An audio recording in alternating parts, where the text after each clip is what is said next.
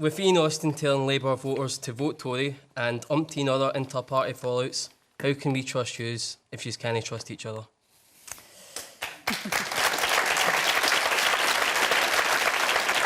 Barry, why don't you kick us off on this one? You shouldn't take everything we say at face value. You should weigh it. You should weigh it. You should judge exactly what we say on the evidence that we give you. And I think it's really important that when you see people like Iain, look, Iain Do you want to just remind us what Iain Austin has said?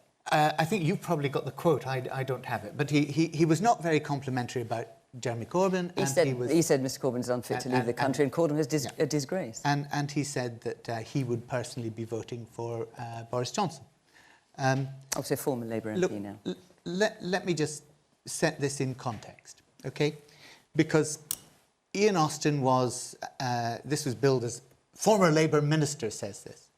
Iain Austin has been a member of the party for many months. He's been disaffected for quite some time. He was a minister 10 years ago, and he said this.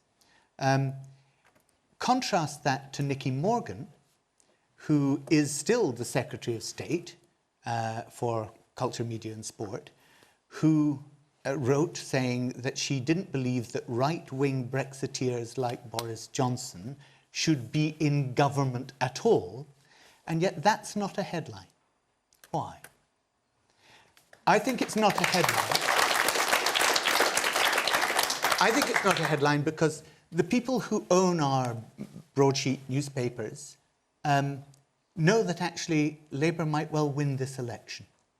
And they know that if we do, there will be such a transfer in the balance of power in this country in favour not of the elite but of ordinary people, that they're afraid of that. And that's what I think is going on. So yes, you're going to see lots of scare stories, lots of fake news in this election. There will be. But ultimately what the people of this country have got to weigh and judge is who is going to make their lives better. Who is actually going to transform this country and bring about real change. Change in terms of childcare. Change in terms of the health service. Change in terms of violent crime. And if you look at what has happened with the cuts to public services over the past 9 years under Boris Johnson's Tories, then actually I think the choice is clear, and I think people will make that choice to vote Labour. And Kirstene, you know, Barry put on the spot there with the comments made by Iain Austin and actually John Woodcock today, but when you look at the Conservatives, obviously there are a fair few Conservatives who've voted with their feet. They just left the party. So the comments from Iain Austin today outlined that absolutely what is true. Jeremy Corbyn is absolutely unfit to be the Prime Minister of this country.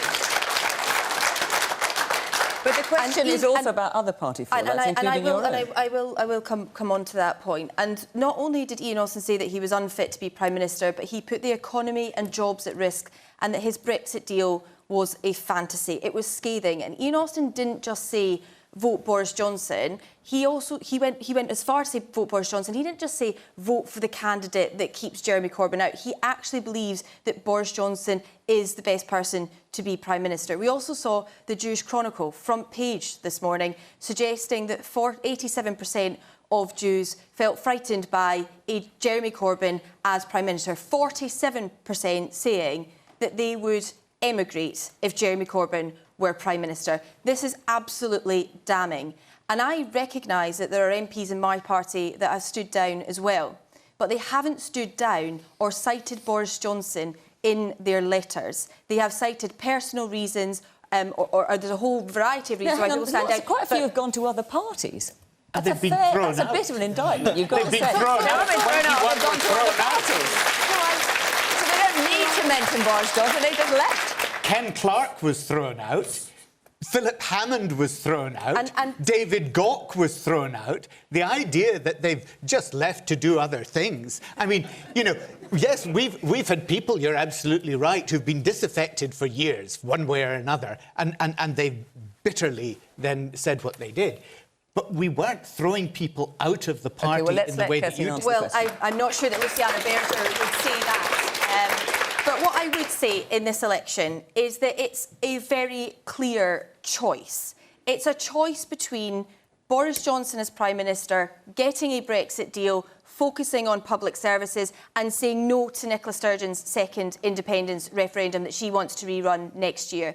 The opposite option is Jeremy Corbyn as Prime Minister, with Nicola Sturgeon propping him up.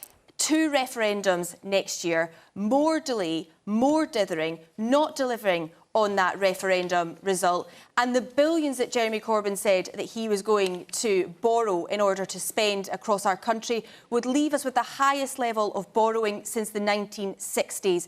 It's to vote Conservative will move this country forward, respect both referendum results and make sure that we focus on the issues that really matter. You'd never think there was an election happening, would you? Right, there's lots of hands up. Gosh, where shall I start? The woman there in the top with the poppy. I'm just rather confused when they talk about the amount of money that's going to be spent, like on the NHS and things like that, and they're going to throw this money right, left and centre. But a lot of powers have already been devolved to the Scottish Parliament. So surely for the Scottish people, it's not how much money is going to be going to the NHS, etc. It really boils down to, do you want independence or not? I think we're going to come on to that in a minute. I'm going to take a few questions from a number of you to begin with, if I may. Yes, the man here in the front. Boris Johnson misled the Queen. To me, he should not be the Prime Minister. I have a lot of respect for Kenneth Clarke as a Tory MP, and he was kicked out of the Tory party. So I think you have to appreciate that the Tory party is now a right-wing party. It's not a one-nation party.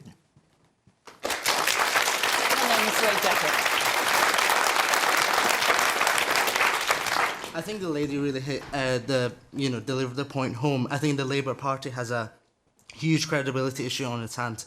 It's rife with anti-Semitism. It's the only party aside from the BNP that's been investigated by the Equality Commission.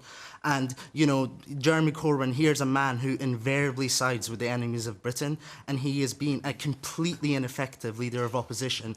He could have been in power by now, and he clearly has failed at every single opportunity. How can we trust him? I'll come back to you on that in a moment, Barry. The woman there. Boris Johnson described Corbyn as like Stalin. He's not fit to govern. Boris Johnson is not fit to govern in the UK. That's disgusting. And the woman here in the front. You said that Jewish people are scared to go out of their house because Corbyn's an anti-Semite.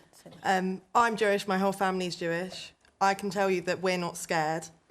Corbyn is not an anti-Semite. The right-wing press takes things out of context, puts them in headlines, and that's never spoken about by the party.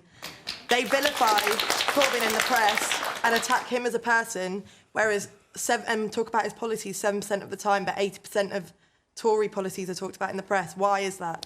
Attack the character instead of the policies, because the policies are correct. Yeah, absolutely. I know you'll both want to come back on some of those things. I just want to ask the rest of the panel in terms of the original question, with Iain Anderson telling Labour voters to vote Tory, umpteen other inter-party fallouts. How can we trust you if you can't trust each other? Humza? Well, I mean, I wouldn't trust Boris Johnson or Jeremy Corbyn to run a bath, let alone run the country. But you're going to attack. But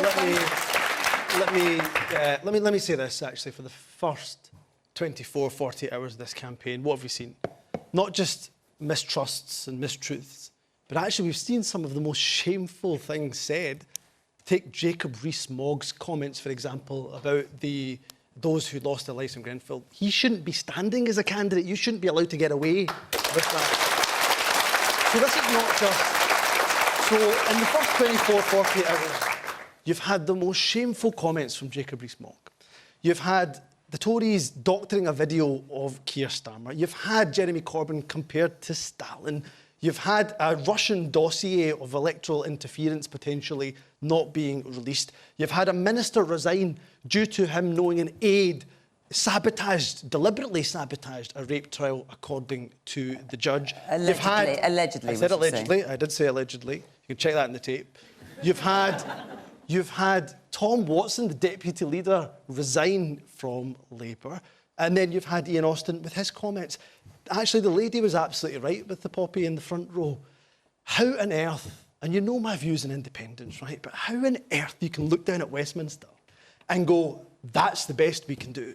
That is not the best we can do. And this election is about sending a very clear message from Scotland that we can do better. And you know what? We want the right to choose for ourselves and choose a much better path, because we can do far better than that omni shambles down at Westminster.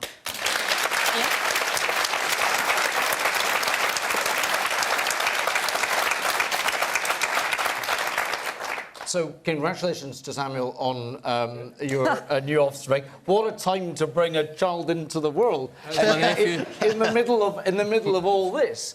I think the problem with this election, candidly, is we've got Hobson's choice.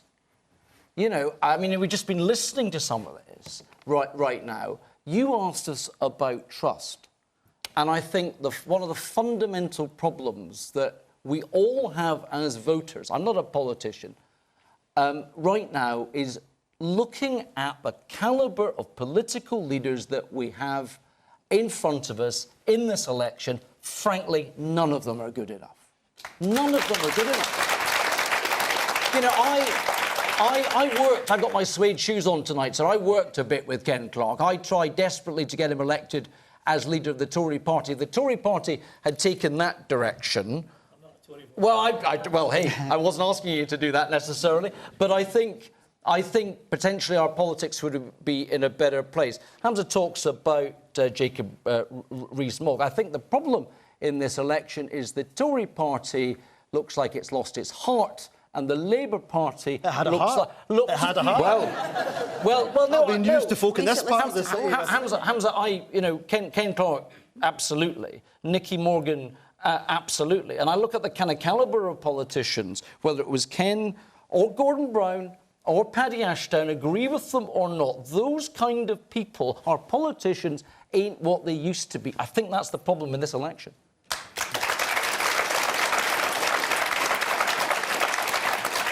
Angela? I have so much sympathy with the public, because I think there are so many massive choices that need to be made right now. And the options that people have in front of them, I think, leave a lot to be desired. You've used a word which I had actually written down, calibre. And it really does feel like the calibre of politician is just not up to scratch when it comes to dealing with the problems that we've got. I mean, are you including the people on our panel? Just say yes and get it over with. I'm sorry. Is that the masochism strategy?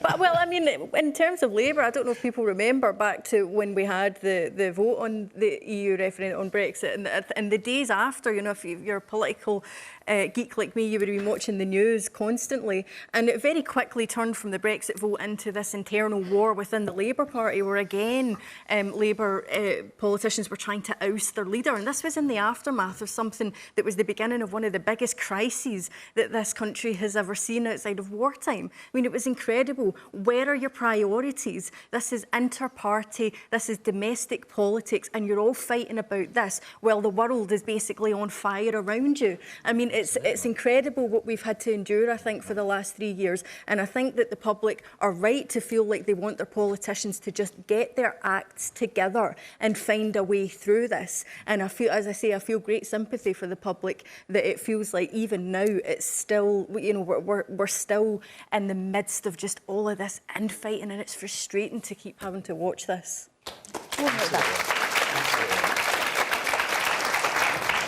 So I'd just like to repeat what Humza had already said about Jacob Rees-Mogg's comments and the fact that Andrew Bridgen had been on the media to try and spin for Jacob Rees-Mogg and managed to say something equally as offensive as far as I'm concerned. I'd also like to echo the point that Barry had made about the difference in how people are being portrayed, because not only has You said Nicky Morgan had made comments about the Tory leadership. But Ken Clarke said that he's got no trust in Boris Johnson after having been flung from the party. And just with regards to what Kirstene was saying about the Jewish Chronicle also this week ran an op-ed from a well-regarded senior rabbi who was basically imploring people to think about what they were reading, including in the Jewish Chronicle, and emphasising that time and time again, history has shown, number one, Jeremy Corbyn stands up for Jewish people and Jewish communities, and number two, violence against the Jews comes from the far right. Yeah. And the woman next to you. Humza, you're saying that this election is a choice for people in Scotland to make their voices clear to Westminster. We made our voices clear in 2014 and we want to stay apart. Things have changed. I'm sorry, things have changed. Well, let's come on to that in a moment. I just want to come back to... I don't think the world is the same as it was in 2014. I just want to come back to Kirstene and Barry, because there were a lot of things said from the audience to begin with. Kirstene, did you want to give a response to some of the things that people were saying just now? Yeah, and I will face them head on, because I think that's what the public want. They want their politicians to say what they really think. And I think that what Jacob Rees-Mogg said was absolutely out of order. And I am, and I have done before, I have said when, well, there's a general election coming up, Humza, that's when the people of North East Somerset will be able to determine... Why should you even be allowed to stand as a candidate? Well, to be fair, I didn't interrupt you, so if you could let me finish. Why should you be allowed to stand so, And I answer that question, Kirstene? Yeah, answer it. I've said, I did answer, and I've said that actually we've got an election on December the 12th. That's when the people of North East Somerset will be able to determine whether they would like Jacob Rees-Mogg as their MP or not. We've got an election coming up in 6 weeks' time. I think it's up to the public to decide. But what I would say, if you would let me finish my sentence, is that I am quite happy to say when people on my side say something that is wrong, I will say that is out of order. If you have made a group of people feel alienated in any way or upset somebody, what you have said is wrong. But also, we've got to remember that people in all parties have to stand up and say when people in their party say or do something that's wrong. So in Barry's party, you know, that what John McDonnell said about my colleague, that should have been called out as wrong. There are a whole plethora of things that elected... When John McDonnell said that Esther McVey, my colleague, should be lynched, I think was the comment he made. And it wasn't called out. It wasn't called out by the leadership. And there are a whole range of things that elected SNP representatives have said, and they're not called out by the First Minister of Scotland. We are role models in our communities. People look to us to see how, and if we act in such a way, then that becomes normalised. When people say something is wrong, I was always brought up that you put your hand up and say that you're wrong, but people from all sides need to call out all sides and recognise that we are in a role in public office and we should respect that. Barry, there are a number of points made, obviously. If I can just pick up briefly on some of the points. The gentleman who said that Jeremy Corbyn was an ineffective leader. In fact, this government has been defeated 47 times under Jeremy Corbyn's leadership of the opposition, which is more times than any other government has ever been defeated. So ineffective is not the appropriate word. You may disagree with his policies, you may disagree with the Labour Party on many fronts, but on that, we've been an effective opposition. I wanted to just pick up on what was being said. Saida Varsi said, and I quote her, "We lost the moral high ground on racism a long time ago." She said that about the Conservative Party. And I did think it was rich for Humza to when he was talking about the different things that have been going on, to talk about trials of sexual misconduct. Please don't weaponise. Please don't weaponise. That's what you sexual. No. I didn't. I give a fact that a minister resigned. Do not use. And if you've ever talked to a survivor of sexual offences or rape, please do not come in the show and weaponise sexual offending or rape. That is beyond the pale of politics. Well, do not do that. You're interrupting everybody very well, but let me just tell you that you raised this by giving the example of a court case that had gone wrong because somebody had interfered in it, and it was a sexual offence that the court case was about. You did that, not me. And I'm just saying, I think you've got quite a bit of chutzpah, given the court case that is going to be coming in January this year. Iain, you're... Just really quickly, I mean, surely in this election campaign, politicians, we can do better than this. No. We can do better than this. Yeah. I mean, we are 3 or 4 days into this, and the mud is flying around and around and around. Can we just talk about the policies?